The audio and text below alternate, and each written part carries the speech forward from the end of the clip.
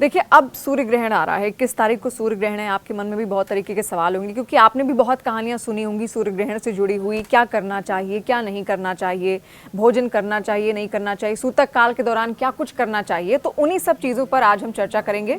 और देश दुनिया के प्रख्यात ज्योतिषाचार्य इस वक्त हमारे साथ मौजूद हैं, पंडित प्रकाश जोशी जी। तो पहले तो आपका बहुत बहुत स्वागत है पंडित जी। सबसे पहला सवाल तो मेरा यही होगा, सूर्य ग्रहण को लेकर ना बहुत तरीके की कहानियां बनाई गई कि ये आपको करना है, ये नहीं करना है। पहले तो मैं ये समझूंगी आपसे कि सूतक काल क्या है। देखिए, ये क्या है कि ऋषियों ने इसके ऊपर शोध की है। मैं आपको बता दूं कि ऋषियों ने शोध करके ये देखा गया उस समय में, जैसे वराहमिहिर हमारे एक बहुत बड़े वैज्ञानिक ही कह लीजिए आज की डेट में ऋषि थे। उन्होंने शोध किया कि चंद्र ग्रहण और जब सूर्य ग्रहण पड़ता है तब व्यक्ति विशेष पे कुछ प्रभाव पड़ता है कि नहीं पड़ता है। आज की डेट में, आज आप कह सकते हैं विज्ञान का युग है, टेक्नोलॉजी का युग है। यानी कि हम इस समय पे अगर देखेंगे तो हम मंगल की ओर जा रहे हैं, लेकिन हम जीवन के मंगल को नहीं ढूंढ पा रहे हैं। अब जैसे हमने मोबाइल का आविष्कार इस समय कर दिया, लेकिन इसकी जो साइड इफेक्ट है उससे हम अभी गुजर रहे हैं। जैसे बच्चे आदी हो जाते हैं, हम लोग आदी हो जाते हैं। सोशल नेटवर्क मोबाइल ने, फेसबुक ने, यूट्यूब ने ख़त्म कर दिया है। एक दूसरे से ईर्ष्या हो गई है, बेफालतू के अहम की लड़ाइयाँ किससे हो गई है। तो टेक्नोलॉजी बहुत बढ़िया चीज़ है, लेकिन जीवन में मंगल के लिए टेक्नोलॉजी नहीं है।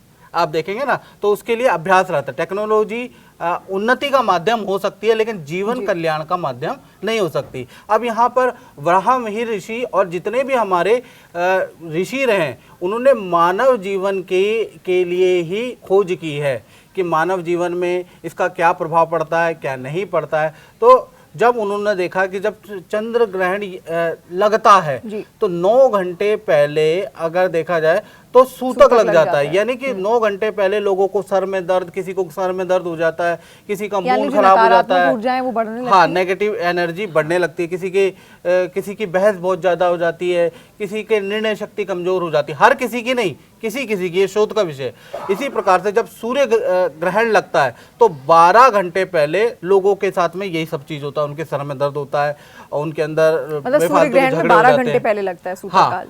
12 घंटे पहले सूर्य ग्रहण से पहले सूतक काल लगता है और 9 घंटे पहले ये चंद्र ग्रहण से सूतक काल लगता है। तो इसके ऊपर वराहमिहिर ऋषि जी की रिसर्च है। तो रिसर्च के अनुसार उन्होंने कहा कि भाई 9 घंटे पहले आप कोई भी जो भी आपके आवश्यक काम है उसको टाल दीजिए, उससे पहले की कर लीजिए, ठीक है ना। अब क्या होता है कि पूजा पाठ भी इसके अंदर वर्जित की गई है। कहा है कि भाई अपने मेंटल स्ट्रेंथ पे आप काम करो, अपनी एनर्जी पे काम करो, अपने पे फोकस करो, लड़ाई मत करो, स्त्री का सम्मान, माता पिता का सम्मान, भाई बंद का सम्मान, गरीब का सम्मान करो। कोई गलत बात तो कही नहीं उन्होंने। उन्होंने कहा भाई 9 घंटे पहले या 12 घंटे पहले आप ये सारी चीज़ें कर दो।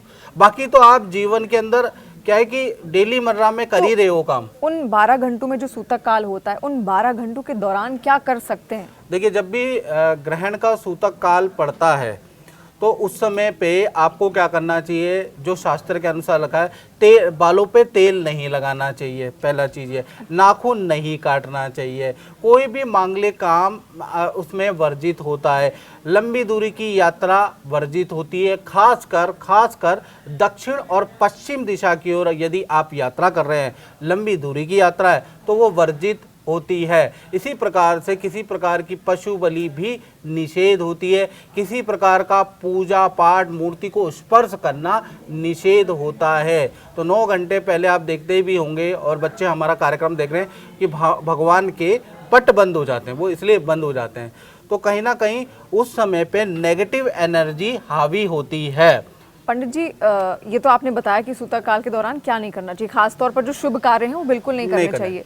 अब जैसे कई सारे लोग दफ्तरों में उस दौरान भी रहते हैं, तो उनके लिए क्या है? कोई काम कर रहा है, कोई हो सकता है लेबर भी सड़क पे हो, काम कर रहा हो अपना, तो उन लोगों के लिए क्या है जो पहले से ही दफ्तरों में मौजूद हैं या फिर सड़क में उनकी कोई मजबूरी है, इस वजह से वो सड़कों पर भी हैं, अपने काम कर रहे हैं, स्ट्रीट फूड वाले जितने भी वेंडर्स हैं, उनको क्या करना चाहिए? अब अमूमन क्या होता है कि जो ग्रहण होता है वो करीबन 9 घंटे का सूतक, 3 घंटे का ग्रहण, तो ऐसे सूर्य ग्रहण में भी होता है तो 12-15 घंटे का ग्रहण होता है। और क्योंकि आज की डेट में हम सब कामकाजी हैं तो कहीं ना कहीं खाना पीना हमें चाहिए चाहिए। तो ऐसे में क्या है कि ऋषियों ने कहा है कि भाई आप लिक्विड डाइट ले सकते हैं, आप फाइबर युक्त खाना आप खा सकते हैं, जैसे फलाहार आप कर लो जिसके अंदर रस ज़्यादा होता है, दाल चावल आप खा लो तुलसी का पत्ता डाल के। आप अगर चाय लेते हैं, दूध लेते हैं या आप कोई कॉफ़ी लेते हैं तो उसमें तुलसी का पत्ता डाल दो। तुलसी का पत्ता डालने के बाद आप खा सकते हैं, क्योंकि क्या होता है चंद्र ग्रहण में अक्सर देखा गया है कि लेडीज़ और पुरुष के डाइजेशन खराब हो जाते हैं। तो डाइजेशन ठीक रखने के लिए आप क्या है कि अगर आप तुलसी देखेंगे तो उसके अंदर एंटी ऑक्साइड यानी कि एंटीऑक्सीडेंट की चीज़ें ज़्यादा होती है, मात्राएं ज़्यादा होती है, प्रतिरोधी क्षमता, इसको हिंदी का वर्ड है, प्रतिरोधी क्षमता बढ़ जाती है। तो वो आप तुलसी का दल आप ले सकते हैं, उसको आप चाय के अंदर, कॉफ़ी के अंदर, दूध के अंदर डाल के आप कर सकते हैं, उसमें क्या दिक्कत है। यानी कि अगर भोजन उस टाइम अगर हम करना चाहें, हाँ, भोजन में मांसाहार नहीं करना, तामसिक भोजन नहीं खाना, ज़्यादा तेल का खाना ग्रहण के में आप अवॉइड कीजिए।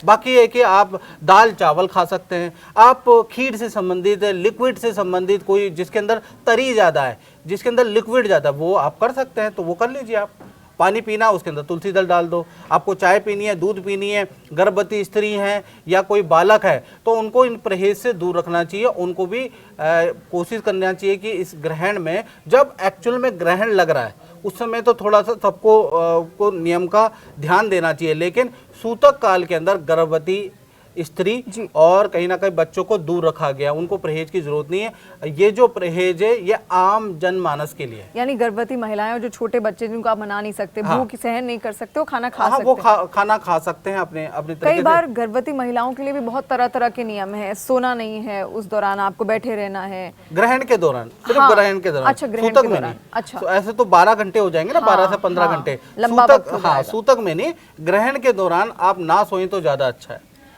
तो गर्भवती महिलाओं के लिए क्या कोई अलग नियम है?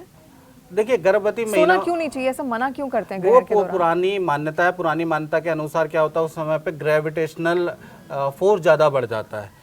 जो चंद्रमा मनुष्य ज्यादा, चंद्रमा क्या है, जल का कारक भी होता है, ठीक है ना, और सूर्य, चंद्रमा और पृथ्वी के कारण ही ग्रहण लगता है, याद रखिएगा। इन पे गुरुत्वाकर्षण बल बढ़ जाता है। तो ऐसे में क्या हो जाता है, जैसे जब भी सूर्य ग्रहण या चंद्र ग्रहण लगते हैं तो उस समय पे भूकंप की घटनाएं ज़्यादा होती है। हालांकि विज्ञान इस पे शोध पे है, विज्ञान इस चीज़ को मानता नहीं कि उसका भूकंप से कोई संबंध है, लेकिन ब्रिटेन की एक स्टडी के में उन्होंने 2011 का डाटा, 2016 का डाटा, काफ़ी भूकंपों के डाटा लेके उन्होंने कहा है कि अभी वो शोध ब्रिटेन के किसी जियोलॉजिस्ट ने इस पे शोध की है और उन्होंने माना है कि भूकंप से इसका संबंध होता है। तो इसलिए गर्भवती स्त्री को सोने के लिए इसलिए नहीं कहा जाता था। पहले जो घर होते थे वो कच्चे होते थे। अब मान लीजिए अभी तो यहाँ आपकी बिल्डिंग है, ये भूकंप रोधी है, यहाँ भूकंप छोटा मोटा भी आ जाए तो कोई दिक्कत नहीं है, लेकिन जिसका जो कच्चे घर है, टिन के घर है, पत्थर के घर है, उनमें जरा सा भी अगर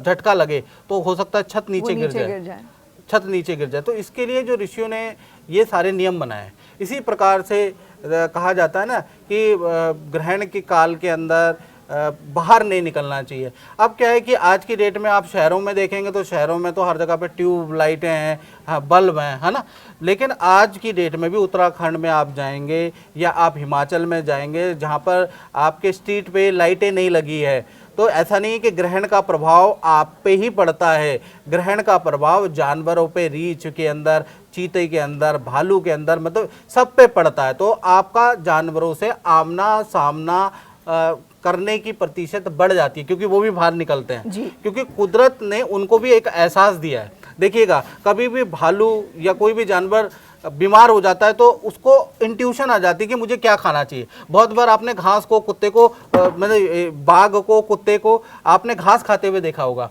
अब घास खाने की इंट्यूशन किसी डॉक्टर ने तो उन्हें एडवाइस नहीं दी, उनको घास खाने की इंट्यूशन कहाँ से आई? उनको घास खाने की इंट्यूशन प्रकृति ने दी है, प्रकृति ने दी है, या ईश्वर कह लीजिए। तो कहीं ना कहीं वो भी बाहर निकलते हैं, उस समय पे वो भी अपना बचाव रखते हैं। तो ऐसे में मानुष और जानवर का टकराने का कि कुछ घटनाएं होंगी, तभी ऋषियों ने मना किया है। तो ऋषियों ने जो लिखा है वो पूरा शोध बेस्ड है, उसमें कोई भी नहीं है। अब आप लेकिन शहर में अगर बाहर 12 बजे घूमेंगे ग्रहण में तो आपको कोई असर नहीं होगा। ऐसा ही आप जाइए ना, उत्तराखंड में घूमिए, आप जाइए, पत्थर ही गिर सकता पहाड़ी अब बारिश क्षेत्रों में, अब यहाँ जनरली बारिश होती है, अभी बारिश हो रही थी जून जुलाई की, आप बड़े मजे से घूम रहे भीग रहे थे। आप हिमाचल में जाइए ना बारिश में, आप क्या कहते हैं उत्तराखंड में जाइए, नेपाल में जाइए, बारिश में क्या हाल होता है, ऊपर से पत्थर गिरते हैं, पहाड़ी आपदाएं होता है ना, पहाड़ी आपदा है। तो हर देश काल परिस्थिति की स्थिति अलग होती है। जो कहते हैं कि जब ग्रहण होता है, कोई भी ग्रहण हो, सूर्य ग्रहण हो, चंद्र ग्रहण हो, नकारात्मक ऊर्जा बहुत ज्यादा बढ़ जाती है, ऐसा होता है गुरुजी? हाँ हाँ जी बिल्कुल, पॉजिटिव और नेगेटिव दो तरह की एनर्जी होती है जो ब्रह्मांड को चला रही है। हर व्यक्ति के अंदर नेगेटिव और पॉजिटिव एनर्जी होती है, आपके अंदर भी है, मेरे अंदर भी, एक सेल के अंदर भी है, जो आप सेल लगाते हैं बैटरी का, उसमें भी पॉजिटिव और नेगेटिव चार्ज होता है। आपके घर के अंदर हर चीज़ के अंदर नेगेटिव और पॉजिटिव एनर्जी है। आप जो प्लग सॉकेट लगाते हैं उसके अंदर भी आपका न्यूटन भी है, नेगेटिव भी है और पॉजिटिव चार्ज भी है। तो कहीं ना कहीं नेगेटिव और पॉजिटिव एनर्जी से ही ब्रह्मांड बनता है। तो कभी क्या होता है कि ज़्यादातर अमूमन जीवन जीने के लिए आपकी 70 to 80% पॉजिटिव एनर्जी होनी चाहिए और कहीं ना कहीं 20 to 30% आप पे नेगेटिव एनर्जी भी आपके बॉडी में होती है। लेकिन अमूमन बहुत बार ऐसी देश काल परिस्थिति, मुहूर्त या कुछ ऐसे ग्रहण होते हैं जिसमें नेगेटिव एनर्जी ज़्यादा बढ़ जाती है, तो वो हर व्यक्ति के लिए हार्मफुल होती है। और ग्रहण का मतलब क्या होता है? ग्रहण का मतलब होता है ग्रहण करना, यानी हर चीज़ को ग्रहण करना। तो ऐसे में आप क्या है, मंत्र का जाप करो। अगर आप मंत्र का जाप कर सकते हैं तो बहुत अच्छा है। अगर आप नहीं कर सकते मंत्र का जाप, आप जो पुस्तक में आपका इंटरेस्ट है वो पुस्तकें पढ़ो, ज्ञान वाली चीज़ें पढ़ो। बड़े बड़े जो यहाँ पर धरा के अंदर इतने बड़े बड़े महान तपस्वी पढ़ हुए सकते हैं किताबें, हाँ तपस्वी हुए हैं, उनकी जीवनियाँ पढ़ो, भगत सिंह पढ़ो, महात्मा गांधी पढ़ो, आप ये सारी चीज़ें पढ़ो। उनसे आपको ग्रहण, पॉजिटिव चीज़ें ग्रहण करने को मिलेगी ना। पूजा पाठ तो कहा ही है कि भाई पूजा पाठ करो, उससे भी तो पॉजिटिव एनर्जी मिलती है। जहाँ आत्मविश्वास बढ़ता है, अगर आप वो भी नहीं कर सकते, आप बिल्कुल धर्म को नहीं मानते, तो आप क्या है, जो आपके बिजनेस की स्टडी है उसको पढ़ो। यानी कि कुछ ना कुछ आप पॉजिटिव करो। और आप वो भी नहीं मानते तो अपने माता पिता भाई बहनों की सेवा कर लो। आप वो भी नहीं मानते तो आप क्या करें, आप किसी गरीब को दान दे दो। यानी पॉजिटिव शक्ति एनर्जी को ग्रहण करो। पूजा पाठ की आपने बात की, पूजा पाठ ये जब ग्रहण लगता है, जो 3 से 4 घंटे का जो समय होता है, क्या उस दौरान ये कर सकते हैं? क्योंकि उस दौरान तो कहते हैं कि कपाट बंद हो जाते हैं मंदिरों की मूर्तियां ढक दी जाती है। तो सूर्य ग्रहण में भी ऐसे ही करना है? और पूजा की जा सकती है क्या? साधना, मंदिर तो बंद है। हाँ नहीं, मूर्ति को स्पर्श नहीं किया जा सकता, ठीक है ना। लेकिन क्या है, उसको ढक कर रखना जरूरी है मूर्ति को? ये तो आपका जो बड़ा मंदिर होता है उसको, घर के मंदिर में ये नियम लागू नहीं होते। ये मैं आपको बता दूं, घर के मंदिर ये आप ढक के रख दें। तो हम कपाट खोल के क्षेत्र रख का जो सकते हैं। एक घर के मंदिर होता है ना, मंदिरों स्थापित मंदिर, जो प्राण प्रतिष्ठित मंदिर होता है, जिनको भोग लगाया जाता है, उनके बारे में बात हो रही है, जिनको हम जीवित रूप में पूजा करते हैं। अब घर के अंदर क्या होता है, आपके घर में भी मंदिर है, मेरे घर में भी मंदिर है, छोटा सा मंदिर होता है, घर के अंदर छोटे मंदिर की परमिशन होती है, तो ठीक है ना, उसमें ये नियम लागू नहीं है, तो वहाँ आप पूजा कर सकते हैं। यानी घर में आप पूजा पाठ कर सकते हैं, पूजा इत्यादि आप कर सकते हैं, मनन कर सकते हैं, चिंतन कर सकते हैं, भजन कर सकते हैं। पॉजिटिव एनर्जी को ग्रहण करना ही ग्रहण है। मैं वो मंत्र भी पूछूंगी आपसे कि कौन सा मंत्र जाप हम यहाँ पर कर सकते हैं। इसके अलावा क्या ग्रहण से डरने की जरूरत है? बहुत तरीके की भ्रांतियां हैं, कुछ डर जाते हैं, कि डरने की जरूरत है उस दौरान? देखिए, ग्रहण होता तो कभी भी अच्छा नहीं है, हमेशा खराब ही होता है। शास्त्रों के अंदर जैसे आपके ऋग्वेद के अंदर इसके बारे में लिखा है, अथर्ववेद के अंदर इसके बारे में लिखा है, वराह मिहिर जी ने तो अलग से किताब ही बना दी है, विष्णु धर्म सूत्र के अंदर में लिखा हुआ है, कहीं ना कहीं मत्स्य पुराण के अंदर ग्रहण, सूर्य ग्रहण, चंद्र ग्रहण के प्रभाव और क्या करना चाहिए क्या नहीं करना चाहिए उसके बारे में लिखा है। तो ग्रहण में पुरातत्व काल में कुछ ना कुछ तो घटनाएं गलत हुई होंगी कि ऋषियों का ध्यान गया, ऋषियों ने उस पर लिखा। आज की डेट में आप कह सकते हैं, लेकिन आप अपने पूर्वजों को ये नहीं कह सकते कि वो अंधविश्वासी थे। अगर वो अंधविश्वासी होते तो ये सभ्यता आज इतनी पनपी क्यों, माया सभ्यता की तरह ये खराब क्यों नहीं हुई, ये खंडित क्यों नहीं हुई? मैं आप लोगों से प्रश्न करता हूं, जो आप लोग हम लोगों को या इस तरह के जो कथा प्रवचन करता है उनको अंधविश्वासी मानते हैं। माया सभ्यता खत्म हो गई और सभ्यता खत्म हो गई। आज जो भारतवर्ष में सभ्यता हमारी चल रही है वो खत्म क्यों नहीं हुई? अगर हमारे जो ऋषि मुनि या हमारे पूर्वज अंधविश्वासी थे तो आप कैसे जीवित हुए? आप आज की डेट में क्यों जी रहे हैं? क्यों? क्योंकि ये जो सभ्यता है ये सबसे ज़्यादा उन्नत सभ्यता है। और दूसरी चीज़ मैं आपको बता दूं, आज विज्ञान का युग है। हो सकता है कि आज की डेट में विज्ञान टेक्नोलॉजी ज़्यादा है कि नहीं है? आप पहले क्या होता था, ये मोबाइल है, अभी की बात बता देता हूँ, 20 साल पहले। आज की डेट में जो भी व्यूअर ये कार्यक्रम देख रहा है, मैं उनको चैलेंज करना चाहता हूँ, वो 20 नंबर अपने मोबाइल में से लोगों के टेलीफोन करके अपने मेमोरी से बता दे, नहीं बता पाएगा 20 नंबर।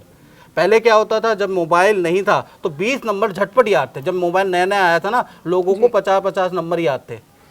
हाँ। आज की डेट में इसके अंदर 1000, 2000, 5000 नंबर हैं, लेकिन 20 नंबर लोगों को याद नहीं है। तो खुद सोचिए विज्ञान क्या कर रहा है आपके साथ में, आपकी स्मरण शक्ति को आपको गुलाम बना रहा है, आपको गुलाम नहीं बनना। तो इसलिए तो हम कहते हैं कि शास्त्र क्या, आप भक्त बनो लेकिन अंधभक्त मत बनो। पर विज्ञान ने बहुत सहारा भी तो दिया हाँ, है। विज्ञान ने सहारा दिया, बिल्कुल दिया। सुविधा, आप भी आज गाड़ी से ही आए होंगे। हाँ, विज्ञान ने सहारा भी दिया है। और वही है, गाड़ी तेज चलाओगे तो एक्सीडेंट भी होता है। उसके बिना तो मुझे लगता है विज्ञान और ज्योतिष ज्ञान मिलाकर ही उसका एक बहुत अच्छा बैलेंस आप ये कह सकते हैं कि ज्ञान और विज्ञान दोनों अगर एक साथ हो जाएं तो, क्योंकि ज्ञान में क्या होता है ना, ज्ञान में लिमिटेशन है, दोनों एक दूसरे के बिना अधूरे हैं। ज्ञान में लिमिटेशन है। हम ये कहते हैं कि भैया इतना ही करना है, इससे ज्यादा करोगे तो नुकसान है। विज्ञान कहता है खूब खूब करो, खूब वो करो। अब खूब करने में आज की डेट में स्टडी देखो बच्चों की, जो 5-5, 6-6, 7-7, 8-8 साल के बच्चे हैं, उनको मानसिक रोग हो रहा है मोबाइल से। आप देखेंगे ना, कंप्यूटर में लोग लैपटॉप पे लगे रहते हैं। तो ये है कि विज्ञान अच्छी चीज है, लेकिन उसका अति दुरुपयोग करना ये आपके लिए घातक है। अब विज्ञान नहीं तो परमाणु बम बनाए, विज्ञान नहीं तो ये बम बनाए, विज्ञान ने ही पिस्टल बनाई है कि नहीं बनाई है। वायरस कहाँ से आया? वायरस क्या प्रकृति आया? कोरोना वायरस में इतने लोग मरे, क्या वो प्राकृतिक वायरस था, या इससे पहले जो वायरस थे वो क्या प्राकृतिक थे? आप खुद सोचिए। आपने विश्व की बात करी दी है, तो अब मैं विश्व पर भी आते हैं यहाँ पे, क्योंकि विश्व में बहुत बड़ी हलचल इस वक्त आप खुद भी देख रहे होंगे। ज्योतिष गणना क्या कहती है, सूर्य ग्रहण के बाद किस तरीके के ऐसे संयोग बनेंगे, विश्व पटल पर क्या चीजें देखने को मिलेंगी? देखिए, सूर्य ग्रहण में दर्शकों को बता दूं, 21 सितंबर 2025 में सूर्य ग्रहण लगने जा रहा है। ये आंशिक सूर्य ग्रहण है, अंश मात्र भर है, लेकिन ये भारत में इसका कोई प्रभाव नहीं है। ज्योतिषीय दृष्टि से हो सकता है ये ऑस्ट्रेलिया के अंदर इसका प्रभाव रहेगा, न्यूजीलैंड के अंदर इसका प्रभाव, और फिजी के अंदर इसका प्रभाव रहेगा, यानी ये विदेशों में लग रहा है। और भारतीय समय के अनुसार ये रात के 11 बजे से लेकर और 3:23 तक ये लगेगा। और क्योंकि ये कन्या राशि के अंदर सूर्य ग्रहण लगा है, तो वराहमिहिर ऋषि ने एक रिसर्च में लिखा है कि ये जो ग्रहण होता है लेखकों के लिए, गायकों के लिए, कृषकों यानी कृषि करने वालों के लिए, किसानों के लिए भारी रहेगा। क्योंकि आंशिक सूर्य ग्रहण है, मतलब अंश मात्र भर है, तो ये ज़्यादा से ज़्यादा आपका 20-21 दिन ही इसका प्रभाव रहेगा, क्योंकि आंशिक सूर्य ग्रहण है। साथ ही साथ ग्रहों के पैटर्न में देखें तो जिस समय पे ग्रहण लग रहा है, तो ये कुंडली बनी है, इस कुंडली के अनुसार देखेंगे तो सूर्य, चंद्रमा, बुध यहाँ पर बैठे हैं, शनि इनके अपोजिट में बैठे हैं। सूर्य शनि का समसप्तक योग है, तो यहाँ पर सूर्य पे शनि की दृष्टि है, तो ये एक छत्रभंग नाम का खराब योग बना रहा है। यानी छत्रभंग का मतलब ये होता है, ये खराब योग होता है। तो ये जो भारी रहेगा पाकिस्तान के अंदर, तुर्की के अंदर, वेस्ट इंडीज़ के अंदर ये भारी रहेगा। यहाँ पे आपको सत्ता का परिवर्तन आपको नजर आएगा। खासकर कन्या राशि के अंदर जो सूर्य ग्रहण पड़ेगा, अगर हम वर्ल्ड ऑर्डर के बारे में बात करें, तुर्की, वेस्ट इंडीज़, स्विट्जरलैंड, यूनान और पाकिस्तान, यहाँ पर भूकंप की घटनाएं आपको देखने को मिलेगी। सत्ता में परिवर्तन, हिंसक आंदोलन आपको इन देशों के अंदर देखने को मिलेगा। सूर्य शनि की युति भी है, और ये जो युति और खप्पर योग जो बनेगा वो 7 अक्टूबर तक बनेगा। तो 7 अक्टूबर तक अगर देखा जाए तो भारत के अंदर भी प्राकृतिक आपदाएं होंगी। उसका कारण चंद्र ग्रहण, सूर्य ग्रहण नहीं है, उसका कारण खप्पर योग एक होता है मेदिनी ज्योतिष में, जो अभी जो 11 जुलाई से, वो भी क्या उसी के कारण है? हाँ, 11 जुलाई से 7 अक्टूबर तक खप्पर योग बन रहा है। और हमने बहुत चैनलों में ये भविष्यवाणी भी की है, बड़े बड़े चैनलों में। युद्ध, जब लोग युद्ध को जानते नहीं थे, तब भी हमने नवंबर 2024 में एक स्टडी करके बताया कि भारत और पाकिस्तान का युद्ध हो सकता है, और बड़े चैनल में वो कहा, और वो हुआ। उसके बाद हमने स्टडी करके बताया, जब ये युद्ध चालू था, कि युद्ध कितने दिन रहेगा। कोई कह रहा था 40 दिन, कोई अपना एनालिसिस कर रहा था कि ये युद्ध 6 महीने चलेगा। जो हमने देखा उस समय पे आपके चरगामी प्लानेट, यानी फास्ट मूविंग प्लानेट ही रूलिंग प्लानेट में थे। तो हमने रिसर्च करके बताया ये जो युद्ध है ये 3-4 दिन से ज़्यादा नहीं चलेगा, और अमेरिका जो है इस युद्ध को दबाव से ख़त्म कराएगा, जो हमने भविष्यवाणी की है। भारत ने इस बात से हमेशा से खंडन किया कि अमेरिकी दबाव कभी रहा ही नहीं। ये अब सीधे वो- सीधे बातचीत भारत और पाकिस्तान की देखिए रही है। जब ये युद्ध चल रहा था तो कुंडली के अनुसार जो आया मैं बता रहा हूँ। अब भारत की क्या रणनीति है वो मैं नहीं जानता। नहीं, भाई, भारत ने इसका खंडन किया है साफ भारत साफ। खंडन करे, लेकिन जो युद्ध उस समय पे चल रहा था तो उस समय मैंने आपको बता दिया कि उसमें अमेरिका का नाम आ रहा था। इसके अलावा मैं आपसे ये भी पूछूंगी, ट्रम्प, उनकी कुंडली कुछ कह रही है अगर आपने अपनी ज्योतिष गणना जी उसके हाँ, हिसाब से ये की? ट्रम्प की कुंडली क्योंकि है। सूर्य ग्रहण है, हाँ, हर ये- व्यक्तित्व पे प्रभाव पड़ेगा और उनका जो व्यक्तित्व है वो विश्व में विख्यात हो चुका है और वो जाने जाते हैं अपनी बोली के लिए। हाँ। तो किस तरीके का प्रभाव? मैं आपको बता दूं ये ट्रम्प की कुंडली है और ट्रम्प महाराज जी भी का जन्म जो है अच्छा, बना के लाए हैं हाँ पूरा? जी, पूरी बना के लाए हैं और ये सूर्य ग्रहण में इनका जन्म हुआ है और सूर्य ग्रहण ही लगने वाला है। इनका जब जन्म हुआ था तब सूर्य ग्रहण ही लग रहा था, तो कहीं ना कहीं इस समय भी सूर्य ग्रहण का ही योग बन रहा है। तो कहीं ना कहीं सूर्य ग्रहण इनके धन भाव में है। जो ये निर्णय ले रहे हैं तो इससे क्या है कि ट्रम्प को वित्तीय बड़ा नुकसान होगा और ये पलट सकते हैं अपने बयान पे। हालांकि इन्होंने दे दिया है भारत पे जो टैरिफ लगाया है, डायरेक्टली तो ये कुछ नहीं कर सकते क्योंकि ईगो की लड़ाई हो जाएगी। इनडायरेक्टली भारत को मनाने की कोशिश करेंगे, पीएम मोदी की तारीफ करेंगे, आपको न्यूज़ में भी दिखेगा और कहीं ना कुछ रिलीफ भी देंगे। इसको रिकवर करने के लिए दूसरी कुछ पॉलिसी बनाएंगे, ऐसा नहीं है। तो अपने इनको भी पता है कि जो ये इन्होंने निर्णय लिया है इससे इनको दिक्कत रहेगी। तो ये ग्रहण के बाद आप नजर आए देखेंगे कि इनका थोड़ा सा भारतीयों के प्रति, भारत के प्रति थोड़ा लोचपूर्ण सिद्धांत हो जाएगा और कहीं ना कहीं ये अपने लिए गए निर्णय को पलटेंगे भी। उसका योग है, इनडायरेक्टली इसको पलटेंगे, उसका योग इनका यानी बन रहा है। अपने फैसले पलटते हुए नजर हाँ आएंगे। हाँ, क्योंकि द्वितीय भाव वाणी का भी होता है ना, धन का भी होता है, वाणी का भी होता है। तो कहीं ना कहीं वाणी से कुछ ऐसा भारत के लिए अच्छा निकलने वाला है। अच्छा, ट्रम्प के अलावा जो बड़ा व्यक्तित्व है पंडित जी, वो फिर पुतिन का भी है, उनको भी मनाने की कोशिश उन्होंने यहाँ पर की थी, तो उनको लेकर कुछ बताएंगे आप? देखिए अमेरिका और रूस के बीच में झड़प चलती रहेगी और ये अभी बढ़ने वाली। ये साल तो आपको अमेरिका और रूस में दबदबे की लड़ाई खींचतान का रहेगी। मिलेगा। हाँ, इसमें एशिया भी आ जाएंगे, इसमें यूरोप भी आ जाएंगे। एक तरफ अमेरिका रहेगा, एक तरफ आपका रूस रहेगा। तो इन दोनों में तो कहीं पैचअप होता हुआ नजर नहीं आ रहा। अब आपने बहुत सारी चीज़ें तो बताई ही, मैं अब ये जानना चाहूँगी ऐसा कौन सा मंत्र जाप सूर्य ग्रहण के दौरान कर सकते हैं? जब सूर्य ग्रहण लग रहा हो तो घर में हम सब बैठे हैं, क्योंकि रात के वक्त है तो सब घर ही में होंगे ज़्यादातर लोग, तो कौन से मंत्रों का जाप कर सकते हैं? देखिए सूर्य जो होता है वो आत्मा का कारक होता है और शास्त्रों में लिखा है आत्मा तुम गिरजा मति सहचरा प्राणा शरीरम ग्रहम पूजा ते विषयोग भोग रचना निद्रा समाधि स्थिति। यानी कि आत्मा अगर आपकी तृप्त हो गई ना, या आत्मा अगर आपकी खुश हो गई तो आपका पुरुषार्थ निकलता है, आपका ओजस निकलता है। तो ऐसे में क्या करना चाहिए आपको? ओम प्रभा कराय विद्महे महातेजाय धीमहि तन्नो सूर्यो प्रचोदयात्, ये मंत्र होता है।